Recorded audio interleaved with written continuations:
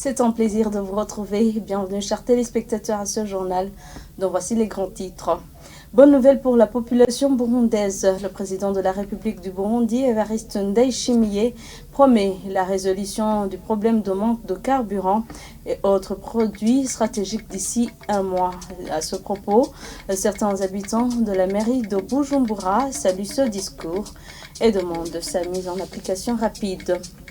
À la page tourisme, les routes impraticables et un manque d'eau potable sont quelques-uns des défis qui rendent le secteur du tourisme au Burundi. L'aménagement touristique serait l'une des solutions pour pallier à ce problème. Après une courte pause, les détails.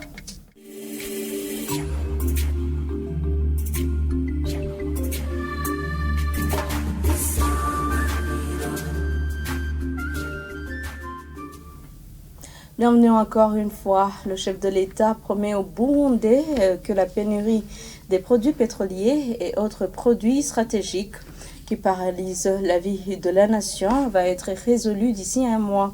Lors de son échange avec la diaspora burundaise en Ngozi la semaine dernière, Evariste Ndayishimiye appelle la population à se serrer les coudes et à partager le peu qui soit disponible. Suivez-le. Les images nous viennent de la page Facebook de la présidence de la République. Hariho ikibazo nkoramutima iki kijanye n'ibidandazwa bikenye cyane cyane igitoro isima.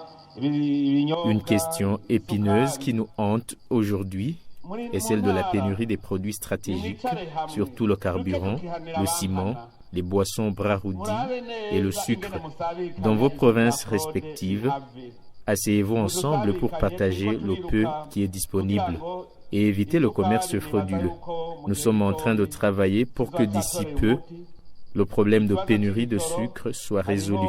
Et pour le carburant, nous sommes en train de voir comment limiter les dégâts. Nous pensons que dans un délai d'un mois, nous pourrons trouver solution. Nous y travaillons jour et nuit. Non seulement la crise en Ukraine est à l'origine de cette pénurie, mais nous avons aussi une forte demande. Ce que nous avons remarqué également, c'est qu'il existe des entreprises qui consomment environ 10% des besoins du pays et qui devraient fournir elles-mêmes des devises pour pouvoir aller exporter leur carburant, mais qui malheureusement viennent s'approvisionner sur le carburant destiné à la consommation des autres. Nous leur avons mis en garde pour qu'elles cessent ce genre de magouille. Nous pensons qu'avec le carburant disponible, il y aura un léger mieux. Je vous assure que dans environ un mois, Dieu aidant, tout ira bien.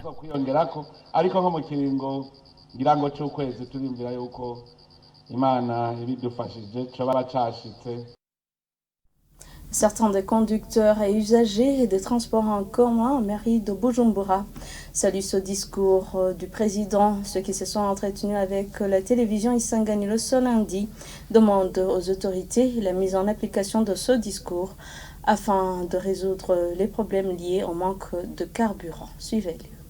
En tant que taxman, je serai satisfait lorsque ce carburant sera disponible. Je peux passer 2 ou 3 jours aux stations sans en avoir. Il y a beaucoup de problèmes. Toujours on y trouve un fil d'attente, en passant des heures sans bis. Ça serait mieux que la problématique soit résolue après ce mois pour que la population se sente à l'aise lors du déplacement. Nous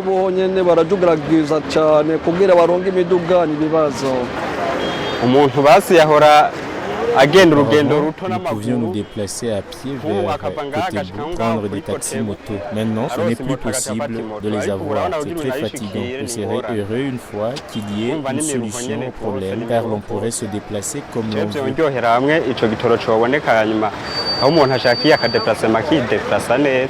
Nous demandons au gouvernement qu'il y ait des carburants pour chaque station afin de nous en approvisionner facilement.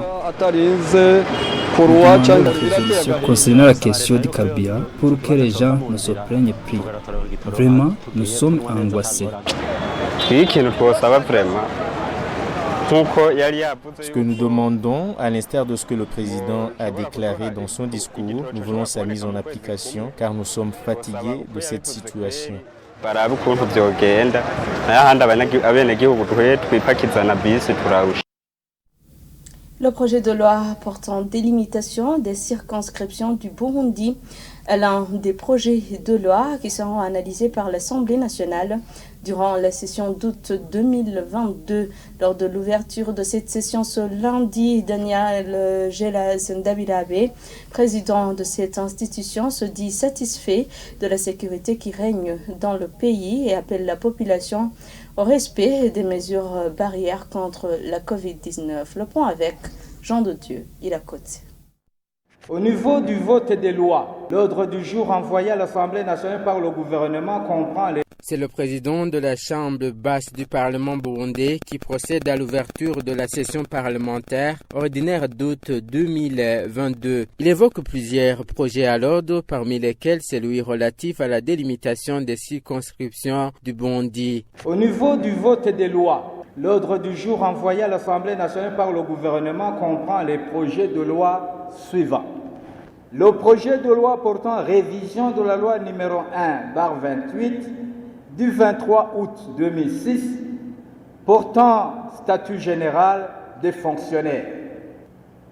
Le projet de loi organique portant délimitation des provinces, des communes, des zones, des collines et quartiers de la République du Burundi.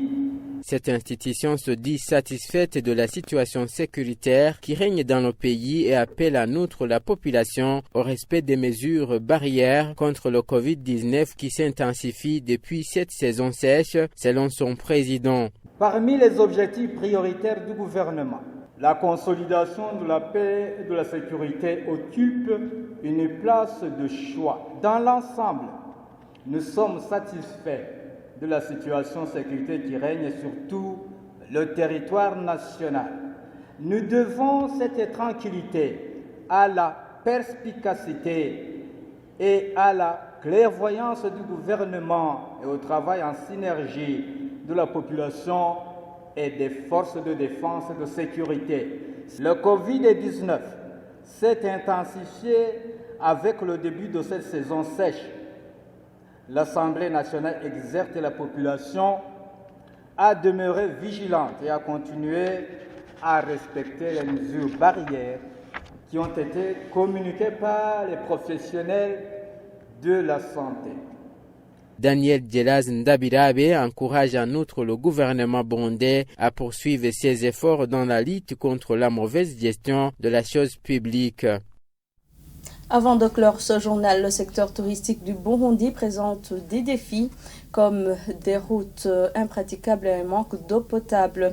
Au cours d'une table ronde organisée ce lundi par le ministère ayant le tourisme dans ses attributions pour la mobilisation du financement de la deuxième exposition des pays de la communauté de l'Afrique de l'Est sur le tourisme, certains participants recommandent l'aménagement des lieux touristiques afin d'attirer beaucoup de touristes. Lydie Gahimbare.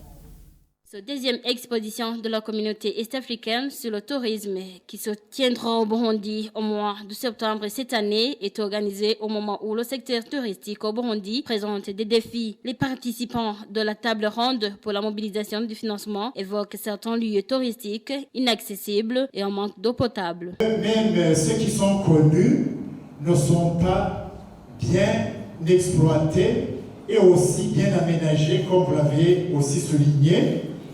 Nous voyons l'accès à ces sites qui est vraiment un manquement grave, je dirais, car s'il n'y a pas d'accès, je dirais, viable, les touristes ne sont pas attirés.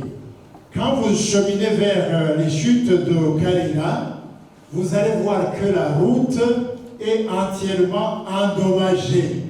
Comment est-ce qu'un touriste peut venir et ne trouve pas d'eau potable? C'est vraiment déplorable qu'un touriste puisse aller prendre de l'eau dans un seau pour mettre dans la toilette, alors qu'on devrait aménager de l'eau, faire l'adduction d'eau jusque dans ces lieux-là qui sont indispensables pour n'importe quel touriste. Un autre participant a recommandé aux responsables des hôtels de revoir l'alimentation de l'Internet et à la mairie de Bujumbura de soigner l'image de la ville. Je voudrais encore faire une recommandation pour les hôtels, les grands restaurants. Il faut vraiment soigner la connexion Internet dans ces lieux. C'est aussi c'est la bonne image aussi du pays. Il faudra également recommander à la mairie de soigner la propreté de la voirie urbaine. C'est très très important aussi. Il faudra aussi songer au dépliant de la carte touristique du Burundi. Et je pense que c'est très très important.